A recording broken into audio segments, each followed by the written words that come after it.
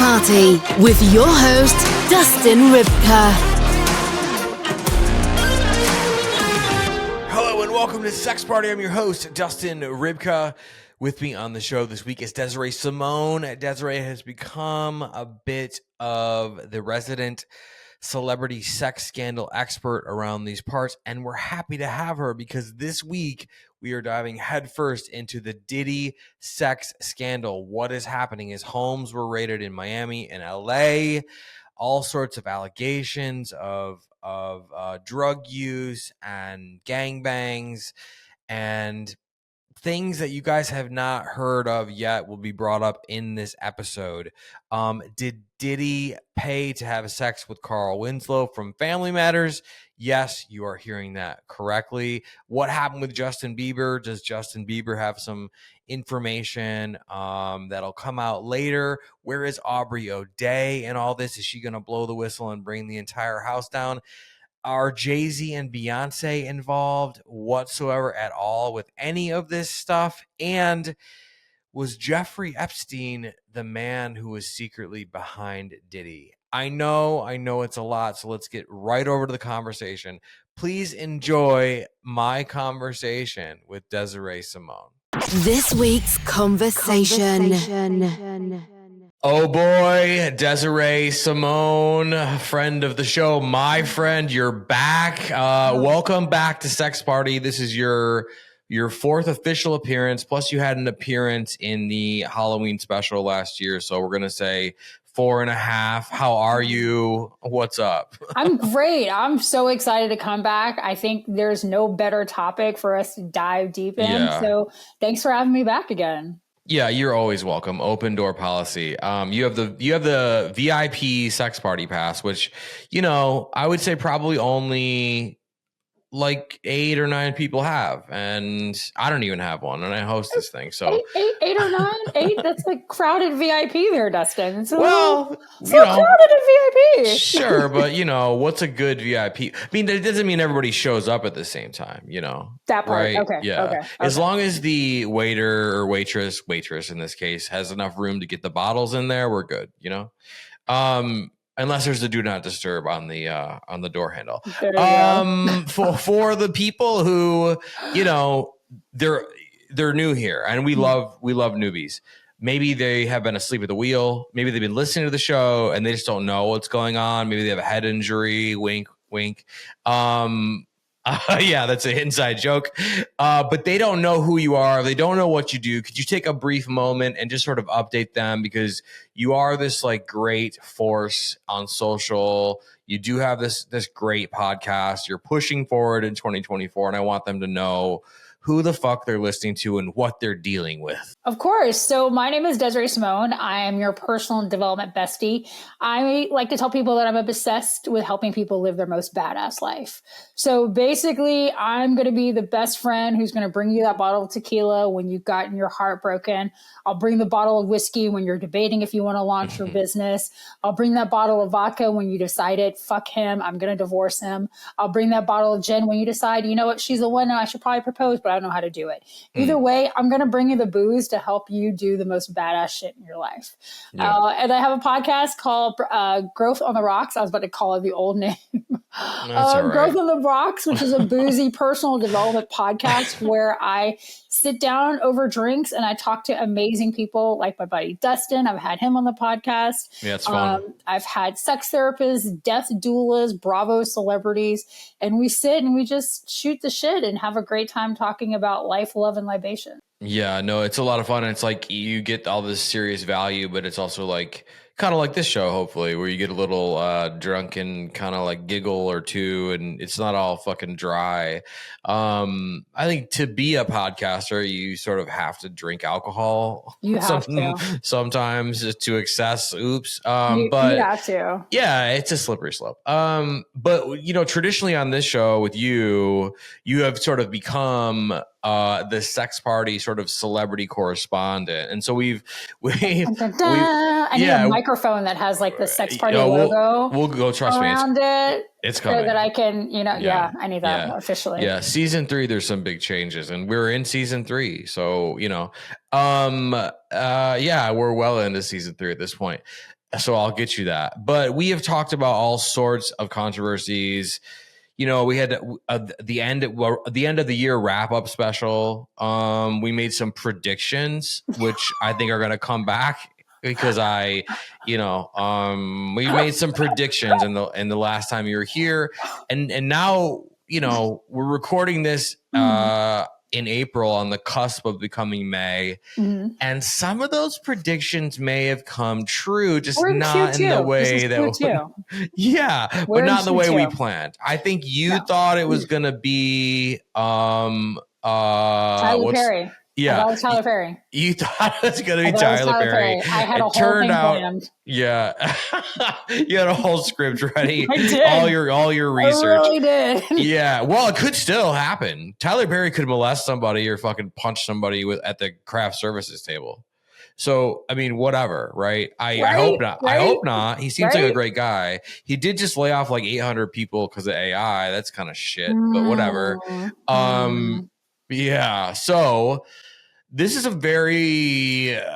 a wild topic, but it had to happen. Had to happen on Sex Party, and it had to happen with Desiree Simone. Today's topic is the Diddy controversy. Now, I believe, and since my brain doesn't work as quickly these days, that we did touch on the Diddy Cassie thing in the previous episode. So that was the beginning. But do you want to take us through sort of like how this got started? I mean, I know there were rumors forever about Diddy, and obviously the big one is that he fucking paid someone to kill Tupac and whatever. But besides those, right, which I hope, if there's any truth to that, I hope that comes out and people can finally whatever. But there has been rumors that he has had a certain type of parties, that he does a certain type of thing. There's a lot of celebrities involved. It's some fucking crazy sexual shit. And it gets weird and wild very quickly. Carl Winslow from Family Matters is going to be mentioned, so maybe you need to cover your ears.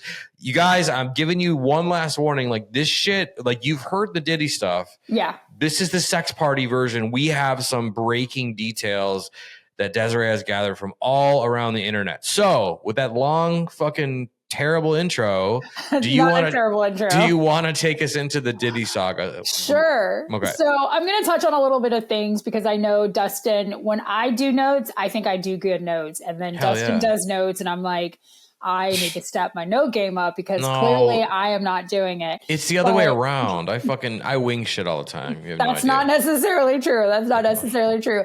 But for those of you who are unfamiliar with Diddy, or Sean Combs, as he is known by the government name of Puff Daddy, P. Diddy, 54 years old. He started out as the talent director for Uptown Records.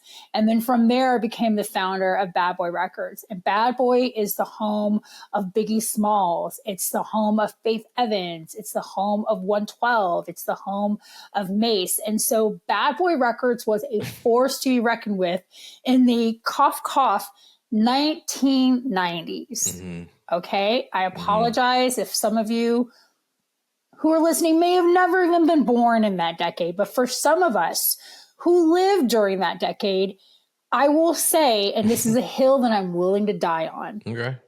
Across the record, whether it was hip hop, rock, grunge, 90s music, some of the best music out there. I agree. I wouldn't have agreed with you in 2005, but now that I've had to weather all this other shit, like, and I sound like an old man, that's fine. Because there are some really talented people now, right? But like, when you look at who's going on tour this summer, there's like one or two from now, and not in hip hop, because I feel like everybody at hip hop tours, but like, what's a big ass name where you're like, oh my God, they're coming to my city? They're like, there's really not, unless it's, I don't know, right? So over the pandemic, I was like, God damn, 90s music. So I agree with you there. Yeah. And like I said, across the board, like grunge in the 90s, you had Nirvana. I mean, come on, are you kidding me? So the 90s just really gave us some really amazing music, and Bad Boy Records was a big part of that. Fuck yeah. So we're going to obviously dive into the March 25th raid, which is where a lot of this kind of stems from, but talking a little bit about Cassie, which is what we talked about in the previous episode. That lawsuit kind of stemmed from a 2018 lawsuit that she had, which Diddy did settle. Okay. Now it is very important to note that he did settle this lawsuit. This lawsuit that Cassandra Ventura, also known as R&B singer Cassie, filed was a lawsuit that had markings of rape, beating, and sex trafficking. Instances where she was forced to have sexual encounters with other men, during which time she was drugged. There was also a firearms charge that she had filed as well. And also keeping in mind, to kind of get some backstory on Cassie, she was signed to Bad Boy in 2005 when she was 19 and Diddy was 37. Well, were they dating at the time she was signed, or it's just... Not at the time. That was just when she was signed, and then years later she ended up being in that relationship. But just keep in mind that there's going to be a lot of repetition with Diddy and younger women. So this 2018 charge was something that was filed, and 2 days later Diddy settled for an undisclosed amount of money outside of court. Well, how did it just pop up in 2023? Because we heard the she spoke basically. Did she give an interview or something? Because what I heard was, well, what's fact now is that he was like handpicking these male prostitutes and providing them with drugs. He was almost like forcing her to take drugs, and he was videotaping like gangbangs, like all these male prostitutes were gangbanging his girlfriend, who was sort of drugged and coerced and forced. And she was afraid because he had exhibited like a lot of violent behavior in the past. So there was this culture of like, I better do what he says, you know, for at least for a few years, it was like that. It seemed right. Like. And since November of 2023, there have been multiple sexual assault charges that have been filed to Diddy between New York, LA, and Florida. A lot of them have been done by Jane Does, who are very much trying to protect her innocence. Yeah. But since that 2018 charge that Cassie did do, a lot of those Jane Does and a lot of those women have decided, you know what, if Cassie can step up to the plate, I think it's time for me now to speak my truth. So Cassie really, with that 2018 lawsuit, opened the way for some of these women to kind of finally say, I think I'm ready to go ahead and talk about what I experienced. And a lot of it did revolve around gang rape activity. A lot of it was drug and alcohol influenced. And a lot of it was done with women who were under a certain age. Like under 18 or? Kind of that 18 thresh mark. We're not talking necessarily under that. However, Cat Williams has been very vocal that there might be some less than 18-year-old charges that might be coming out. And he's been very vocal, not only with Diddy, but with Jay-Z and Jermaine Dupri. See, okay. And this is where I want to take a beat and ask you, like, Jay-Z, Beyonce question mark. People seem to keep pushing that, but I don't know if that's something that people want to be true, right? They're just like, oh, these motherfuckers, these rich fuckers, like whatever. Because on numerous occasions, we've seen Jay-Z we've seen Beyonce sort of give people who are acting incredibly inappropriate and incredibly gross, such as, and I he who shall not be named, but Kanye West, which I just have I hate Kanye West because he's turned into this anti-Semitic loser. You know, and everyone's like, oh, his mental health. Well, you can be mentally ill and still be a fucking asshole, and he is. And I think, to be honest, just an early prediction here, he started Yeezy porn, right? The headline in about 6 weeks is going to be Kanye West arrested for sex trafficking his wife, because you can tell by the look on her face that this is Diddy 2.0 with Kanye right here. Dun, dun, dun, dun, dun. Sex party exclusive. Yeah. But like, what do you think of is there any truth to Jay-Z and Beyonce like being at a fucking gangbang and being like, yeah, cool, and cheersing or whatever? Because I feel like they would be like, honey, we got to get the car. This shit's going to go. Diddy, we got to get out of here. You know, it's interesting. I've watched, in preparation for this episode, I've watched a lot of podcasts. I've looked at a lot of YouTube videos. I've looked at a lot of TikToks. And it's interesting what I'm coming up with, speaking as a Black woman, because there are almost two sides to this. There's that whole where there's smoke, there's fire. And so clearly Jay-Z must be involved. Then there is a very strong, very large camp that suggests when you see a Black couple, a Black man succeed in any realm, we have to somehow immediately tear them down. Yeah. And so it's interesting. I kind of sit literally on the fence for both of these things, because I do believe sometimes where there's smoke, there's fire. I've also encountered situations where that adage does not hold salt. Mm-hmm. But then at the same time, you look at what Jay-Z has accomplished coming from his upbringing, pushing drugs, and then being able to be where he is now, where the man is, I think he's at billionaire status, if I'm not correct, with all of his various projects. And then you have Beyonce, which, come on. I have two words for you. Cowboy Carter. Those are the only words I need to utter, right? So you sit there and you look at this and you go, now that you have the success that this individual has had, what are we going to do but tear them down? So it is really hard. I think what's just really scary regards to Diddy is that you look at this in connection to Jay-Z, and if you go way back to where their friendship started and where they both grew up together and where their bond of music happened and the lanes in which they crossed with other people who are coming up in mutual lawsuits, that where there's smoke, there's fire adage almost ends up becoming more believable in the dialogue of the conversation of how is Jay-Z involved. I think when you look at people like Jaguar Wright and Cat Williams, who have said these things for years, multiple years, there's footage, there's podcasts, there's YouTube videos, there's radio shows, when they've said these things for years and then slowly things are coming to the forefront. I think when it comes to Jay-Z, and who knows, possibly Beyonce, but speaking from the Beehive, we don't want to necessarily think that. But when it comes to someone like Jay-Z, I think, honestly, time will tell. Man, and I'm just a huge Jay-Z fan. And Same. I've seen him in concert, like when I can't.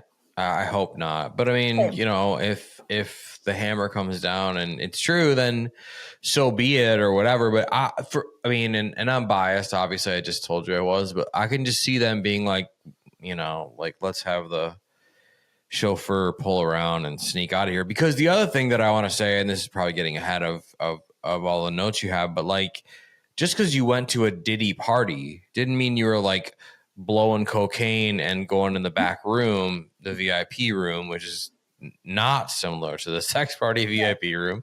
But I feel like a lot of celebrities, I mean, at one point in Hollywood, between the late 90s and even like Super Bowl 2012, 15, whatever, he was just like the party guy. He would have the party in Miami, in Atlanta, in New York, LA. Like, he had houses everywhere, and you would go and it would be famous people and whatever.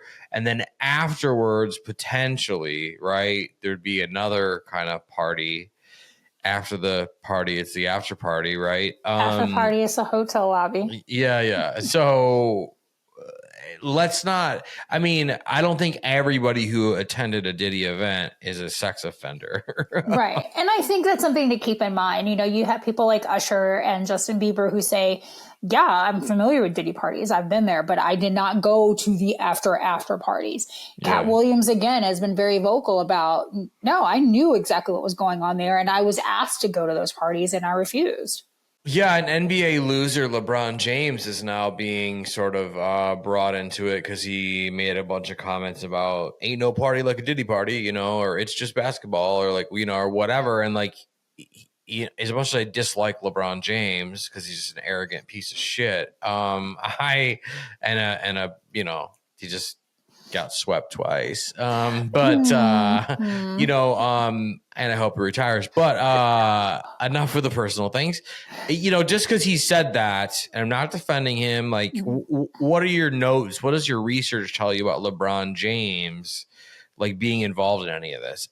He just was probably at the charcuterie board and then left. I think he might have been on that outer echelon, you know, the people that only have like 10 million followers and less. And who knows, he might have just said that just to say it and spark conversation. I think it'll be just interesting. I think it is interesting to also note that people like Gabrielle Union and Dwayne Wade are also being put in that same kind of conversation, which was really shocking to me, of the sex party, multiple orgy, possible drug involvement. And shit, I remember when I saw that for D Wade and Gabrielle Union, I was like, I'm sorry, what? Yeah, because I do think, like, okay, let's say he was just trying to be an entertainer and throw a good party, and it was like, hey, beyond this door is like an orgy. You can come watch. It's really, we got all the expensive caviar and the champagne, the Chandon, all the fucking stuff. Ja Rule is back there. Don't sponsor us. Yeah, Ja Rule is back there, and you know he's hanging. You almost spit out your whiskey, and that's what I'm here for. I did. And I just think of Aziz Ansari. He does a great Ja Rule impersonation. Yeah. Yeah, Kanye's back there. He's been tugging it for fucking a couple hours, right? So, like, you're in good company if you want to go back there, right? So there's that aspect to it. There's nothing wrong with it. You know, he's getting telling his guests, like, ooh, there's this wild burlesque show, gangbang thing, whatever.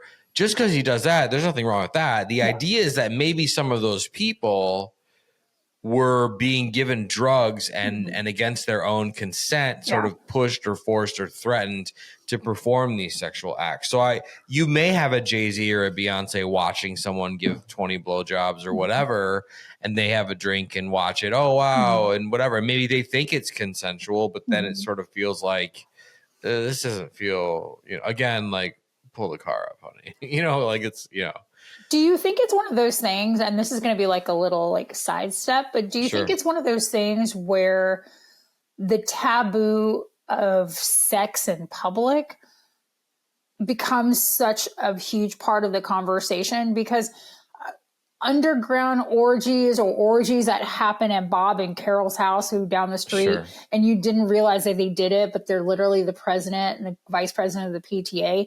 Like those things happen. They happen in suburban America. They happen every single day. They happen in your churches. They happen in your schools. You probably don't realize that people are having this kind of sexual exploration. But do you think the conversation of orgy, let's say, maybe the word itself, becomes so taboo that people are like, it shouldn't happen? Or are we so grossed out by the idea of forced orgies that we can't look at celebrity? Because honestly, the idea of voyeurism, I love. I'm voyeuristic at the end of the day myself. So the idea of seeing couples have sex in front of me is, one, nothing new, and two, something that I do enjoy. But I think it's one of those things that if you were to freely admit that is one thing, but then obviously to enjoy it and to know that it was chemically forced on you is another thing. So I'm curious if just we as a public are still, I mean, obviously this is appropriate for somebody who has a sex party podcast. Sure. I'm curious if it's just we as a public are still just too sexually uptight, that we can't be open to the idea of people, maybe in groups, sexually enjoying themselves. Yeah, I think that's an incredible point. And I think that there's a ton. And when I started this show 2 years ago, I had no idea the levels and the depths that it really does go. And what I mean by that is consensual, organized sex parties, house parties that are like open, swinger, like whole entire fucking networks of, swingers that fucking get together and have events and there's that whole world there. And it goes much, much deeper than you think, but it's all consensual. Like if you go to one of these events and you touch someone's ass or cock and it's not welcome, not only are you getting kicked out, you're probably getting arrested. True. And so it does, there is a lot of that. Now, I believe that what started this was the criminal stuff with Cassie, which he settled. And then there's all these other people coming forward that, did he touch them and whatever. I think that they're going to have a real problem because the sexual assault stuff came first. And then now, I was at a party with him in Miami. He had sex with 4 or 5 people. Rihanna was there. I'm not saying that Rihanna was there, but all these people were there. And so they must be involved in it and whatever. And then now social media has got involved. And every time you say they slow motion show who's going into a Diddy party, now everyone just has that blanketed rape, forced gangbang stigma on them. And I don't think that's the case. I think that a lot of people, especially rich people, they want to fucking snort caviar, snort coke, fucking do Molly, drink the most expensive shit, watch some people have sex. And, besides the legal stuff, there's nothing wrong with that, right? They're rich, right? I mean, Jesus, I heard Elon Musk is walking around with a fucking nasal spray thing with fucking ketamine in it or whatever. Jesus. I mean, rich people do rich people shit. Rich people do rich people shit. And as long as they're not hurting anyone, that's fine. But when you go into a room and there's 20, 30, 40 people having sex and it looks like everyone's enjoying themselves and having orgasms and BDSM and dungeon and all this shit, it's hard. You just trust your host, who at this point is Diddy, that it's consensual. And maybe 25% of it was consensual. Maybe 50% of it was consensual. And they don't know what he did to get those people back there. So, of course, they're going to trust their host. Like, oh, man, that was wild. Because think about the Playboy Mansion. Okay? Like full-on orgies, secret rooms within secret rooms. That was all like wildly sought after. Like to get invited to the mansion, even here in Chicago as the original mansion, it was hard to get invited to the original mansion. It was even harder to get invited to the LA mansion. But if you got invited, you were somebody. And it was all sex. If you were going, you knew you were going to have sex. You knew you were going to see sex. You knew you were going to drink. You're probably going to fucking get in some wild ass situations. And it was all, for the most part, like, as we know, I mean, I know there's a couple of people that have said things about Playboy parties and Hugh Hefner and whatever, but I think Diddy was the next iteration of that for celebrities. So for them to go, they just assume it's like when you go to a fucking haunted house, right? You see a fucking clown being hung and they're like, I'm spewing blood. You just assume that's not real. Well, sometimes people slip and that's sometimes real. It's real. Sometimes it's real. But you trust the organizer that's what a great metaphor. You trust the organizer that you're just having a good time. Well, I don't think it's any different. And I don't want to shame people who like to be voyeuristic like yourself, who like to go to sex parties. That's not what this is about. It's us doing our very best first 48 Dateline here to try to get to the bottom of the Diddy stuff. And I think, I think that this is a really important thing because this could really crack open and not only affect a lot of people, but it could play politically, it could play culturally, it could play sexually. I mean, so where does this bring us now? The Cassie thing, and I mean, because there's some wild accusations, and I gotta be honest. Like, I've seen some videos that I had to triple check weren't AI, right? And there is this whole I can't wait to get to it. There is this fucking Carl Winslow thing.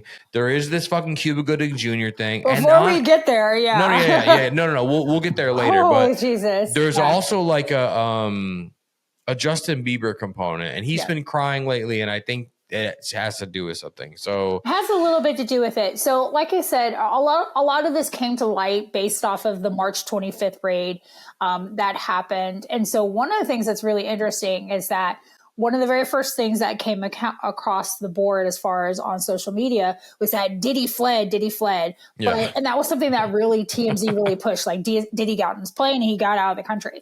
Yeah. Interestingly enough, TMZ kind of took a little like skirt back on that one, because one of the things that you have to remember is a lot of these celebrities have private jets and they lease their jets out for a lot of things.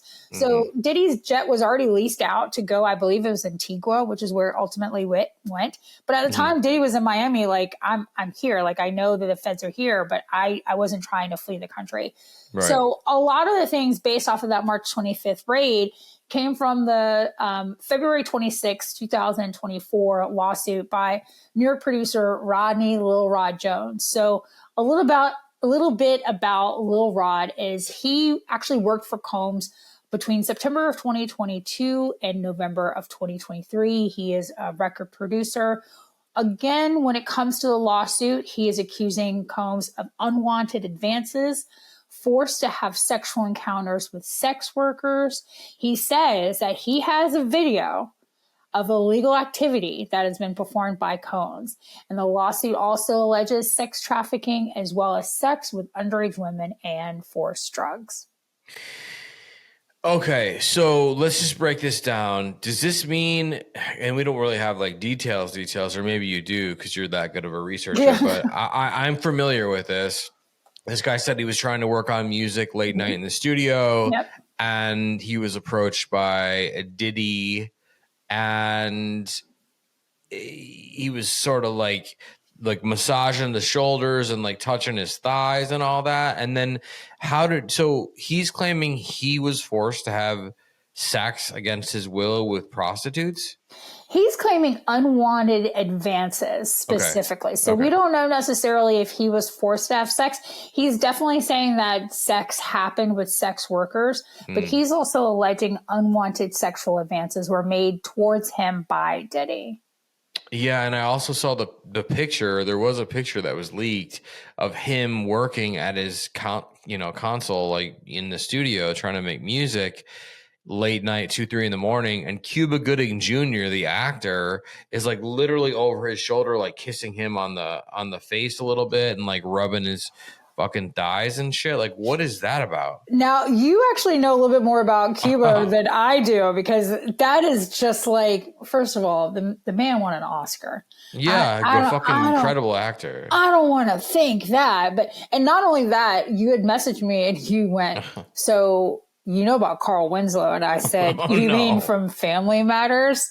So do you want to go ahead and traumatize your listeners like you did with me? Because then you sent me the video and I went, oh, and then of course I had to go down a rabbit hole of this. But tell us a little bit about Carl Winslow and why Steve Urkel is like skittering back in a closet hoping that none of this is true. So there was this podcast, and it seemed to me, I can't remember the name of the podcast, and that's disrespectful, and I apologize. But there was a podcast, and these guys were really fun, but they seemed like really knowledgeable about some Diddy stuff. And one of the guys in the podcast claims that he was at a party with Diddy, and they were drinking and having fun.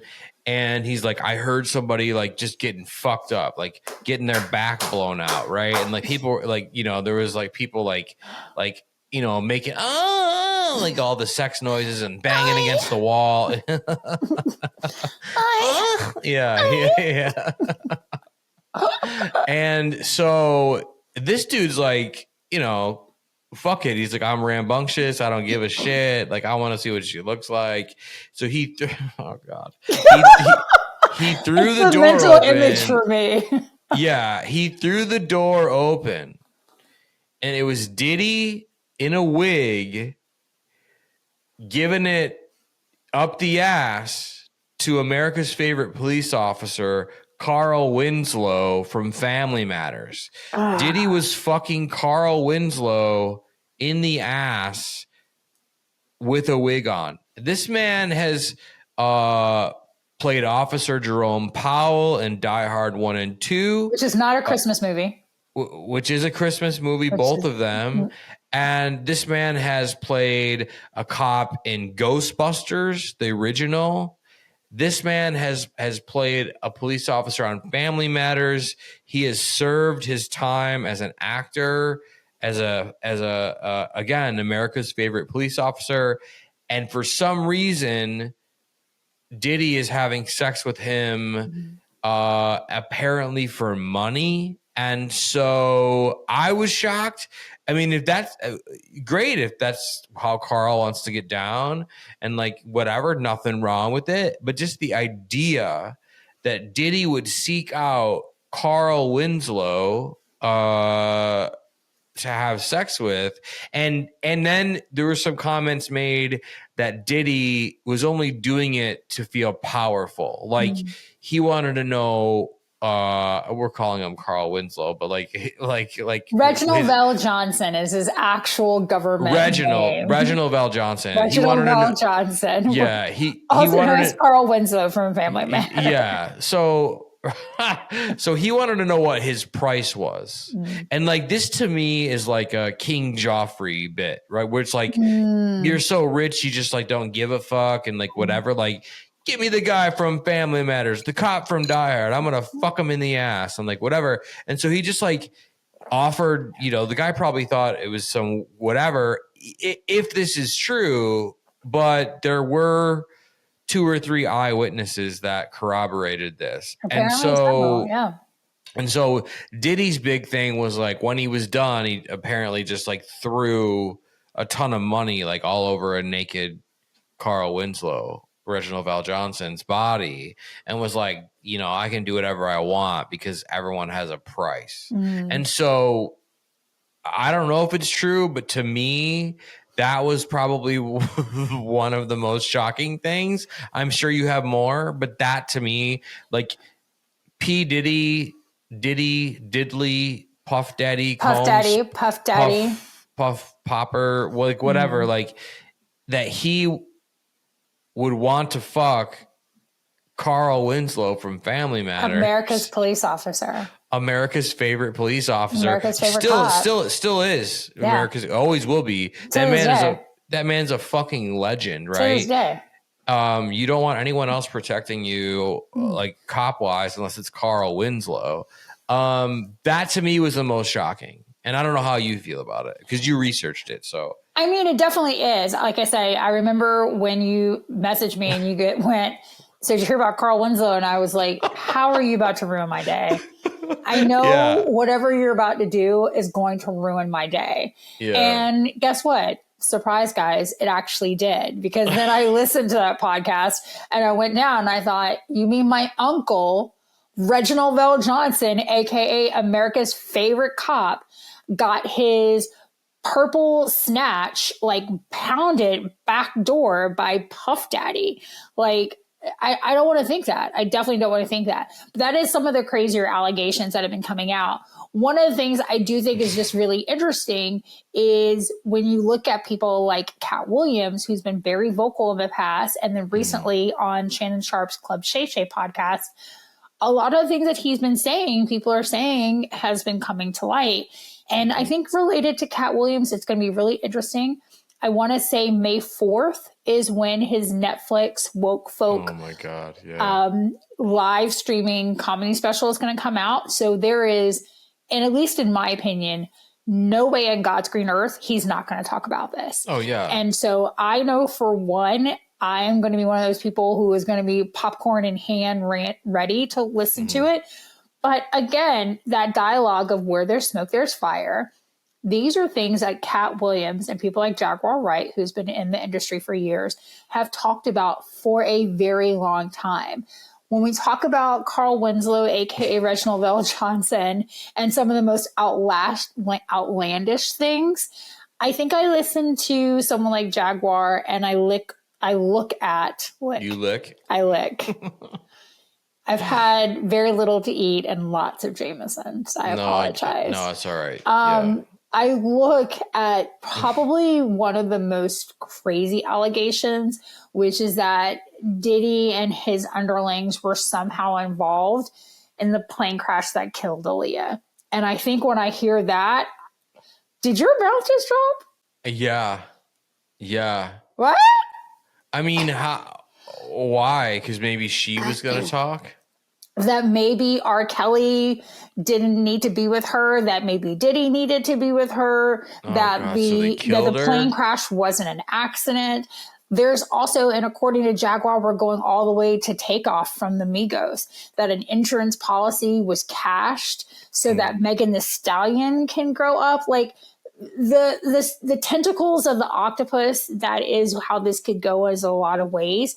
But again, you look at people like Jaguar Wright, and you look at people like Cat Williams, and you look at the fact that they've had these conversations for years. Yeah. And I feel like all we can do is kind of sit back and just watch where the spaghetti lands. Yeah. Okay. Well, did you find anything else out about like the Carl Winslow? Was there anything like corroborating that you heard like, that does sound true? Or was it more hearsay or? Other than that one particular one. And I feel like the Reginald VelJohnson camp is being very quiet because I believe he's also doing like Geico commercials or something else right now. He's just keeping really mum. He's been doing random commercials. I mean, the man is like 985 years old. So he's trying to cash that SAG card as often as he can with whatever work he can get. For sure. So, you know, I'm sure he's probably like, please don't bring me into this. I have great grandkids at this point. I'm trying to do the fucking Family Matters reboot. I'm trying to get Steve Urkel, and Steve Urkel's like, I'm good, homie. Yeah. I'm good. I had to Urkel rap like I've done my time. I wonder if Diddy tried to fuck Urkel. If there was anyone that he should have fucked, it would have been Urkel. Yeah. You mean you went to the dad? Like Jaleel White? Like that's kind of body-wise. It's kind of your thing, right? Do you remember that movie with Jonah Hill and Katy Perry's ex-husband? Russell Brand. Mm-hmm. Get Him to the Greek. Yes. Remember that Diddy had a role in that? Yes, he was fucking psycho, and he was trying to give everybody drugs. Yeah. And he was like, you know, rub the furry wall and all that shit, and like, let's have a fucking party. Like, or let's also look at Quiet on the Set, which is very popular right now, which is the Nickelodeon documentary that talked a lot about the underage actors that were going on there. Diddy was a guest star on all that, I believe. And one of the famous scenes, and I looked at it again today on the episode, is that the boys are trying to wake up their buddy and they've tried everything. They've tried shaking him. They've tried cymbals. They've tried pouring sour milk on them. And the kid goes, you know, in situations like this, I think of what would Diddy do? And his buddy's like, well, how will we know that? And he goes, I know, we'll just go ask Diddy. And Diddy just happens to be around the corner at a pool lounging. And they tell them, hey, our buddy is unconscious and we're trying to wake him up. How do we wake him up? And Diddy says, have you tried loud music? Have you tried cymbals? And they're like, yeah, we have. Nothing's worked. And so Diddy says, well, have you tried taking this toy plane and putting it down his pants to try to wake him up? Ladies and gentlemen, this was on a Nickelodeon show. So the kids then put a toy plane and then remote control the devices to try to wake their friend. I'm using air quotes right now. Wake their friend up. One, someone signed off on that dialogue. And two, Diddy was like, yeah, I'm okay with saying that. So you look back at a lot of these things. Right now, people are dissecting a lot of Diddy lyrics and songs. There's also been conversations that have been had years ago on his reality show, Making the Band, with our own favorite. Well, yeah, okay. So the thing is I reached out to Aubrey O'Day to be on my show. You reached out to her to do your show or some sort of both of our shows things. She was responsive. She was incredibly polite and kind. And like, I just think she's a fucking cool woman who's like, powerful on her own right and does stuff that she wants to do and whatever. But she does have this like sordid sort of trajectory and like past with Diddy. And what I find incredibly powerful yet terrifying is that she could just do an interview or two and breadcrumb it, but she has to know more because 10 years ago, she was alluding to like what a jackhole Diddy was in terms of trying to make their image more something he thought it should be versus, what they were doing or whatever. And, she's not some just rollover chick. Like she's a business, you know what I mean? She knows what she's doing. And again, like, props to her for killing it in music. And like at this point, like one of the highest celeb earners on OnlyFans. And she's not afraid to like show her body or talk about sex or whatever. Her body is ridiculous. She just showed photos of her at Stagecoach. I think I might just have one of them as like my phone wallpaper. She's insane. Great. And I just think I am waiting. I mean, I would love to get that interview, even if she only gave me like nothing, like a breadcrumb. But like, I want to talk about her OnlyFans, to be honest, because I think she's the model for how other people can be successful in OnlyFans. But I think if she comes out or if there's a trial, and maybe that's what she's waiting for, right? This thing is over. Because she's got the dirt, right? She's got all of it. If you think he was having fucking sex parties with Cassie and drugging whoever, whatever, and Aubrey O'Day wasn't invited or forced to come watch or whatever the fucking bullshit, she doesn't put up with shit.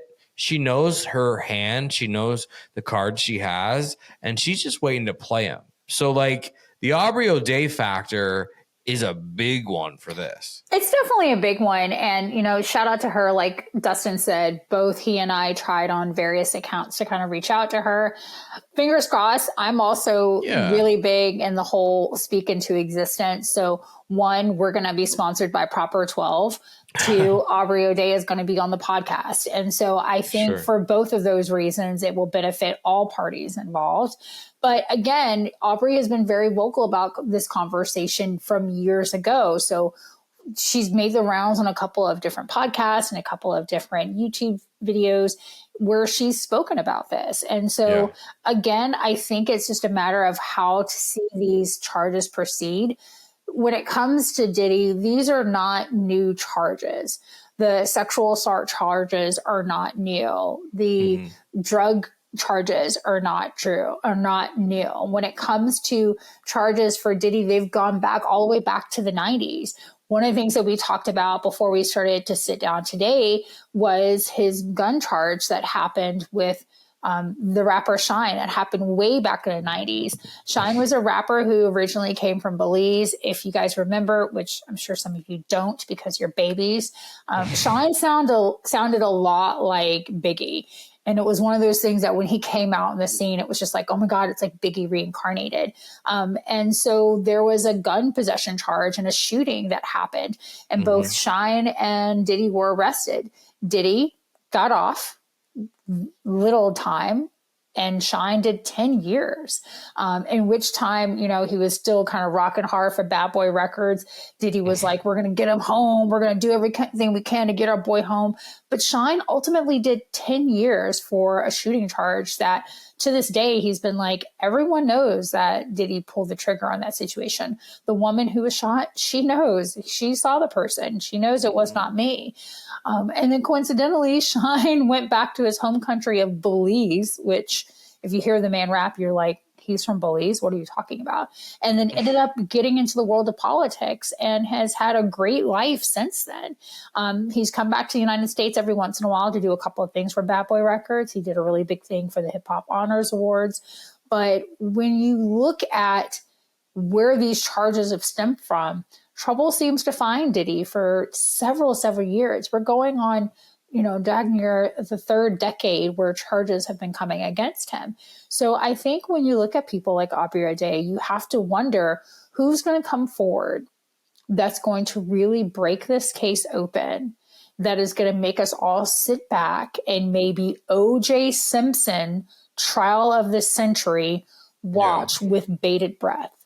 Yeah, but don't you think he has enough money just to buy his way out of this? Because Quite possibly. Yeah, so his homes in Miami and in Los Angeles were raided. Supposedly that's where some of these things took place. I didn't see anything about homes in New York, which is usually his home base, being raided at all. I just wonder, that was a month ago or maybe 3 weeks ago, and we haven't heard anything, Yeah, March 25th. Yeah, so, even if he was like, fucking bleaching hard drives and like whatever, I know his sons, it looked like his sons were in handcuffs. So both sons were arrested per what happens normally for Homeland Security. One of my favorite comedians mentioned something like, when Homeland Security is involved, some serious shit has happened. Like they don't just knock on your door, hey, we're the Church of Jesus Christ of Latter-day Saints. We just want to talk to you about the good Lord. No, like, I want to talk to you about Jesus. I want to talk to you about Jesus. And I also want to handcuff both your sons. Yeah. I believe it was TMZ showed some cam footage of when Homeland Security actually raided, and kind of showed almost similar to when Mar-a-Lago was raided for Trump, where things were knocked over and they were looking at pulling up boxes and kind of, the cursory evidence of what might have happened during that raid. But on that March 25th raid, both of his sons were in fact arrested, which apparently is per usual in those situations. Now, one of the things that a lot of people that want to argue this whole, we can't ever see a black man succeed, is that was Homeland Security's use of force excessive? And that's something from the instant this has happened in both LA and Miami, that Diddy was like, this force was excessive and not necessary. He has said that from day one. So we'll just have to kind of see. Like, I think what's going to happen in the next few months is there's a lot that's going to be coming to the forefront with this Lil Rod accusation, with this latest lawsuit. I think there's a lot to be had. Who knows? Outside of Aubrey O'Day, I would love to hear from Cassie. I would love to hear her take on this. Well, don't you think because of her taking a settlement that she probably can't talk about it? She probably can't, but right, somehow maybe leak some shit. Yeah, or maybe one of her friends will talk or something. I mean, that's so traumatic. I mean, and maybe you started as like this fun little kinky thing, and then it gets really serious. It's like, because I feel like people who are good at trafficking, you always see these types where it's not like grab her, put her in the back of the van. It's never like that, and it's like this slow manipulation of an existing relationship where there are feelings that then all of a sudden, before you know it, you're watching porn and doing things to like make your partner get off and be happy, and then it graduates into like, oh, we should watch other people and then you should be involved, and before you know it, you're drugged and you're being fucked by 10 male prostitutes. There's a little person involved. There's a trapeze. While you're videotaped. Yeah. Okay, so there's the Rodney thing. There's the Rodney lawsuit that's pending. But then also, how many Jane Doe, like people who want to stay in the shadows that aren't willing to give their names, like how many of those cases are there that are coming? So doing some deep dive, all I've gotten is numerous, meaning there is no set number. So numerous could be 2, numerous could be 5 or 10. But since November of 2023, there are numerous sexual assault lawsuits that have been filed against Diddy. Like Cosby numerous, or I don't know if we're the Cosby numerous just yet, but literally, trying to dig through the feel of New York Times articles and MSNBC articles and TMZ articles. Since November of 2023, the thing that is a common denominator is numerous. Yeah. Yeah. Well, so I think the final piece that we need to address is this Justin Bieber bit, because he did say something. I didn't catch it. I think it was today. He did comment on it. But I don't know if it was directly. I think it was a little like cryptic. Kind of like a little jab. I don't. So Justin, I mean, so the big talk has been like all these older videos, like when he was 13 and 14. And that also brings into the fold the Usher stuff too, because like Usher and Diddy were close, and there was a bidding war when Justin Bieber was discovered on YouTube, in which Justin Timberlake was involved. Like he wanted to get Justin Bieber to mentor him and whatever, but he ultimately lost out to Usher. And it feels when you watch those videos where it's like Diddy, like, oh, why'd you blow me off? You know, he's talking to a 14-year-old kid. He's putting his arms around him. I mean, Justin Bieber's already been like mistreated by like even women and shit. You look at those videos where like Pink is like forcing her fucking, tongue down his throat. Jenny McCarthy's like licking him and like whatever. Like, and then there's Diddy, right? He's like got his arm around him. He's acting kind of like suspicious a bit. Like, why aren't you party with us? Da da da da. And like Justin Bieber's like, I had to play video games and I had like practice or whatever. But the Joker in the deck for me in this whole thing, besides Aubrey O'Day, is Justin Bieber. And he did just post yesterday like a video of him crying. And I think before that, Hailey Bieber, Justin Bieber went, because they're like religious people, I guess. They went to see like some closed session in there for an emergency. It was like an emergency closed session, spiritual session, where like one of them or both were going through something.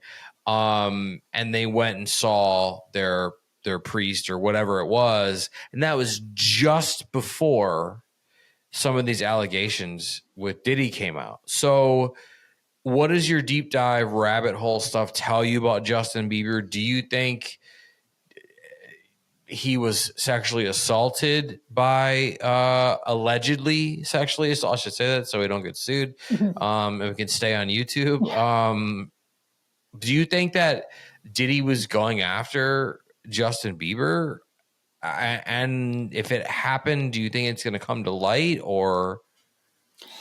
You know, it's one of those things that you'll just have to kind of wait and see how it plays out. A lot of this is allegations. So again, YouTube, everybody listening, this is allegedly, a lot. This is a lot of allegedly. Yeah. There is a video that has been circulating that a few years ago when Justin went to go visit him, you know, Diddy went in for a hug and kind of like playfully patted him down as if to be like, hey, you got a wire on? Like, what's like, oh my God. You cool. And so there's that really famous video that kind of went around.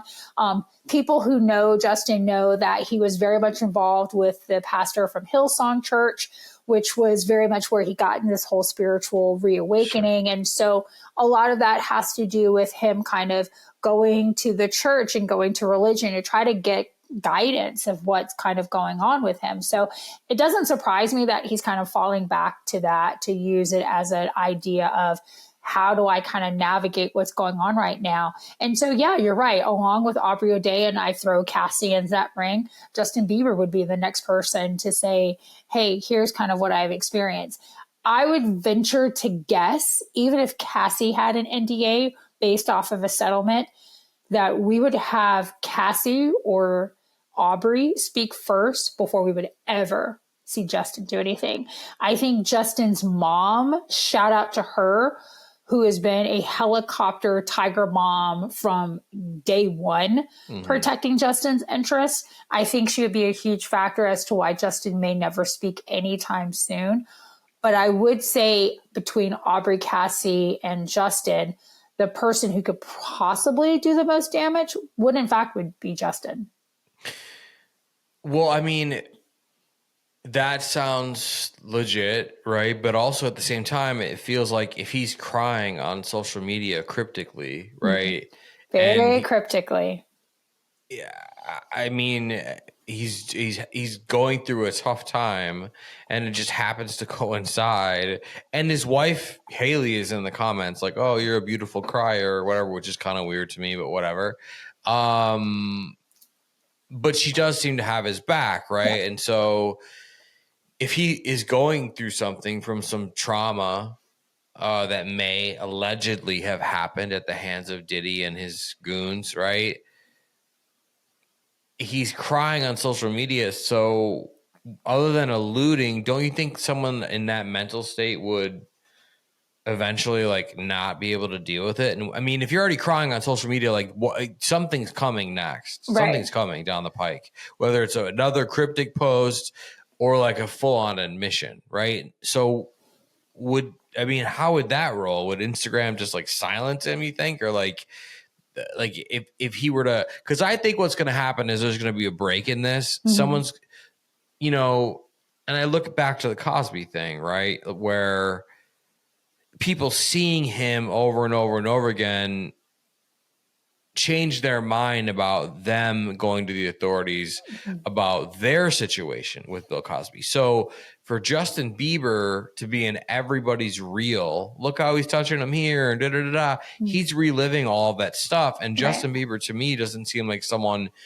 who keeps his own privacy, sure, but like if he's got something to say, he's going to say it. He spoke up about protecting Billie Eilish, which now looks a whole different way. And he was very serious about that and started a friendship with her and like hung out with her at Coachella and said to multiple media outlets, like, we need to protect her. So the same thing doesn't happen to her that happened to me. So I just feel like if he's crying on his Instagram story, he's going to either just say what he needs to say or say something cryptic enough that it's going to spark that, let's go get Diddy. He fucking, may have done something to fucking the Biebs. We can't have that. I mean, come on. I think ultimately what needs to happen is we need to have an R. Kelly, Gayle King moment. Meaning we need to have a moment where Diddy sits down with some outlet. And let's be honest, he's probably, if I were working PR for his team, I would have already had this plan. He needs to be sitting down with some outlet to be able to sit and talk about his side of the story. Now, granted, R. Kelly did not help himself in his situation. That's one of my favorite interviews of all time. Y'all are killing me, man.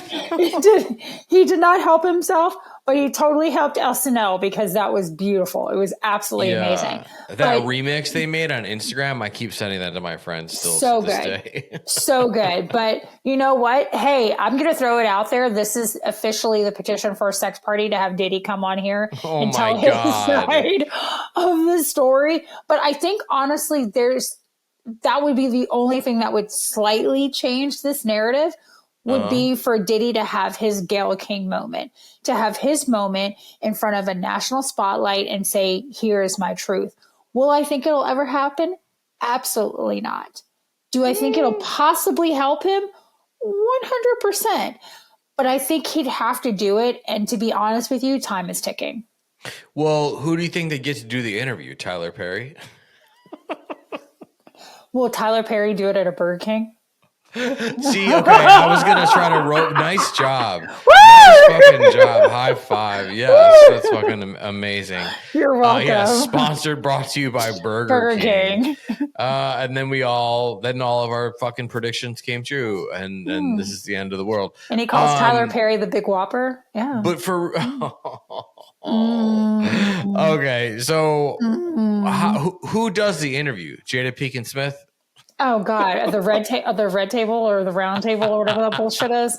I could see it. I could see it. Come on, no. But for did he bring Oprah out of fucking retirement to do it or what? No, Oprah and Dwayne Johnson are still trying to repair their image after the fires in Maui. Sure, but maybe she gets. So no, I don't think he does. I think honestly, you know what? If I'm going to go ahead and say it now. If Diddy does not do it with you, that's a lot of assonance.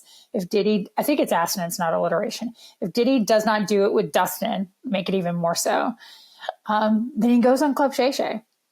He does it with Shannon Sharp. He does it almost as a direct rebuttal to Cat Williams. Yeah, I mean, if Diddy's trying to clean up his image, he's not coming on a show called Sex Party. But he's also not doing with Oprah because Oprah's she's already got, like I said, she's got the Maui fires. She's got to kind of, step back from. Yeah. And I mean, who knows? Gayle King can knock out another one. She already did R. Kelly. So that could very well be very smart. Too bad R.I.P. Barbara Walters that she's not around. For sure. Because talk about bringing him out of retirement. Barbara would have killed this. So if if Diddy does not sit down with a sex party exclusive, my money is either with Gayle King or with Club Shay Shay. Okay. Yeah, no, those are both excellent choices. Gayle King is a fucking assassin, professional, amazing interviewer. Shannon Sharp, I don't like a lot of his sports. Like, you know, he's a LeBron guy, whatever. Yeah. But his Sensitive. podcast, the way he interviews people is like a whole different style. He just kind of like is there, and then he pushes the issue when it needs to be pushed. I love Shannon Sharp interviewing celebrities. He's so good.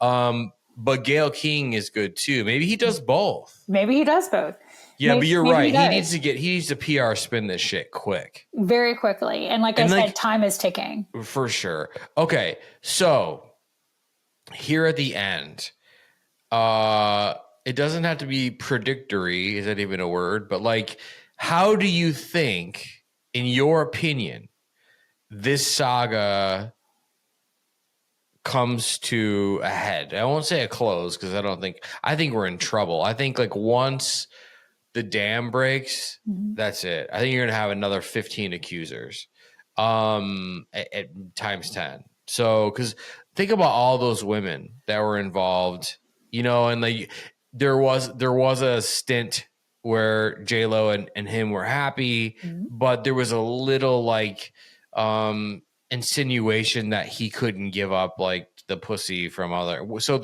and maybe he tried to get J-Lo to do some Cassie shit, right? Yep. Maybe there's videotapes out there of that. And so how do you think this comes to a head? Not an end, but what's really the next big, oh my God, around the corner? Because we're still waiting for any sort of anything from the government on the Miami home raid and the LA home raid. And they seem kind of empty-handed at the moment. They seem very quiet. Unless there's so much shit that they're getting it organized. But usually, you know, even if it was Al Capone, like you would know something by now. And the fact that you don't know much from the March 25th raid says a lot. But it also could say a lot in two ways. It can mean, one, like you said, they're just gathering all of their evidence. Or it means, two, they really don't have much to go on.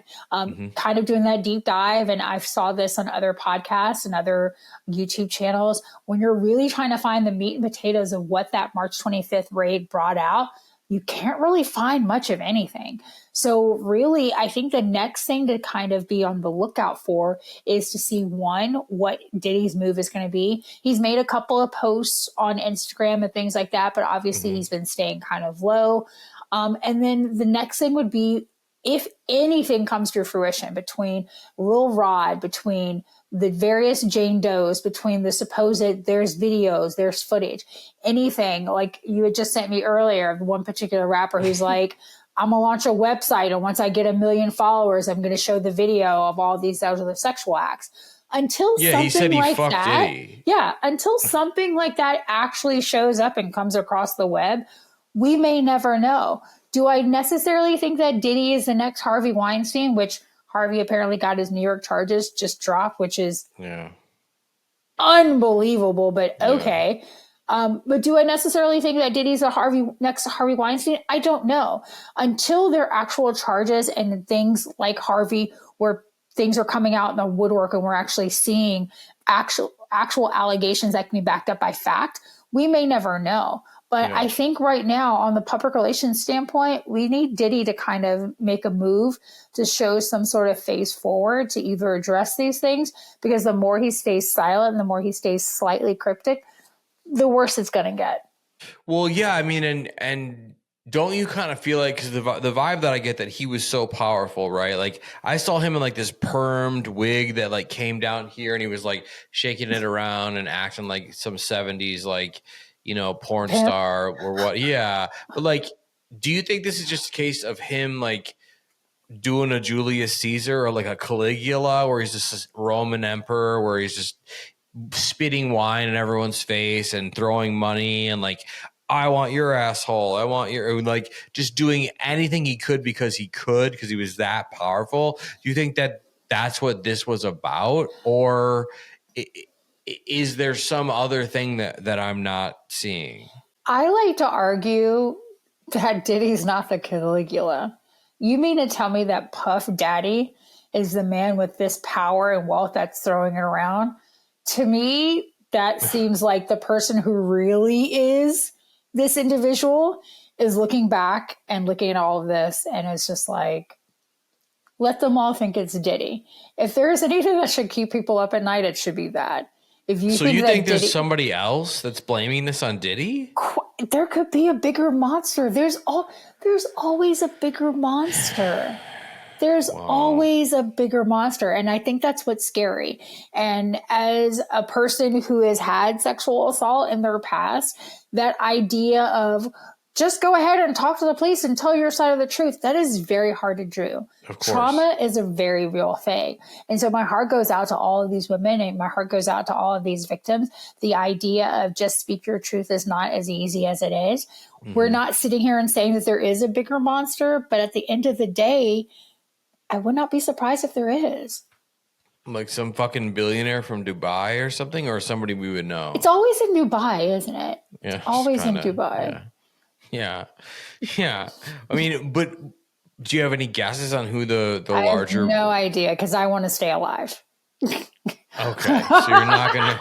I have no guesses. I have no guesses. I have no guesses. But I think at the end of the day, when you look at his history and his track record, and you think that Puff Daddy, Sean Combs, 54-year-old, is the mastermind behind this, I would not be too surprised if years later we find out that there's somebody who was bigger at the top, and then that Diddy was kind of like, Okay, so we're gonna end it on this just to fucking hurt people's feelings, right? You know, I love hurting people's feelings. But do you think that there was a link between Diddy and Jeffrey Epstein? Yes. Okay. And we're going to leave it there. We're leaving it there. We're not touching it. We will get to that in a future thing, but I had to ask that. Desiree Simone, we are updated. We are terrified. Everyone's scared. Thank you for coming and updating us on the Diddy saga and like really going in depth. You know, Carl Winslow, everyone's still recovering from that. Now we have this fucking Jeffrey Epstein, fucking Epstein, fucking cliffhanger, which we're just gonna leave there because I don't want to wind up in the gutter either. But you know what? We will come back and tackle it again. Allegations, allegedly. Yeah, sure. And if this fucking episode, you know, the security guards did disappear like awfully at, you know, in Jeffrey Epstein's style, like, you know, like. It was awfully ironic and convenient that, like, yeah, they both take a lunch break and one falls asleep at the same time. Just saying. Okay. Let's remind people where they can find you on socials, where they can find your wonderful podcast. So you can find me at Desiree-Simone.com. You can follow me on all of my socials, Instagram, Snapchat, TikTok, and Twitter at IamDSimone. And the podcast is called Growth on the Rocks, where we talk about all things life, love, and libations. You can find that on Apple, Spotify, or wherever you get your podcasts. Well, this was awesome and terrifying. And, you know, I have the Family Matters theme song in my head. Yeah, now I'm thinking about Jeffrey Epstein in a cell and maybe but what a way to end it. And thank you so much for coming back. This is your fourth official full episode visit. So I think, you know, if this episode blows out and people have tons of questions, we'll bring you right back for an update. And as the Diddy saga marches on, I mean, stay on the hotline because I'm going to need you. Okay. Absolutely. Thanks so much for having me back. Of course. I always love seeing you and hanging out with you. We will definitely talk soon. That was a fucking doozy, right? We ended on a bit of a cliffhanger. We will jump back into it as more information becomes available.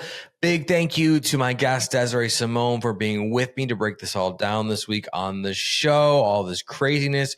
go show her and her podcast some serious love. She will be back. If you guys are loving Sex Party, you want more guests like Desiree, you want to see how the Diddy sex scandal turns out, and you're listening on platforms like Apple and Spotify, you want to show some love, some appreciation, what do? Well, you could leave a rating, you could leave a review. Those things are nice.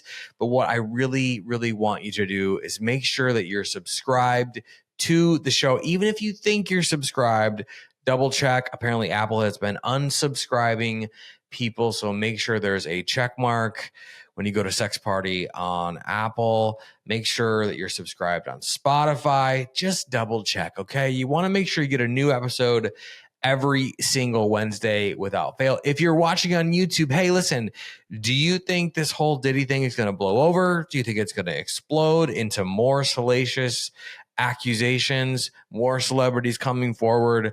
Let me know in the comments. If you're watching on YouTube, I love you. I see you. I appreciate you.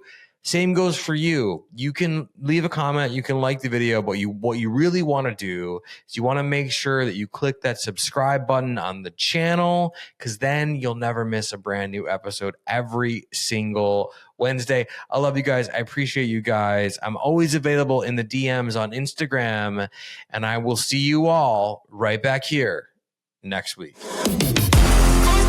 Thanks for listening. The party continues next week. Click subscribe and let's make this a regular thing. Follow the show on Instagram and Twitter at Sex Party FM. Follow Dustin at Dustin Rybka.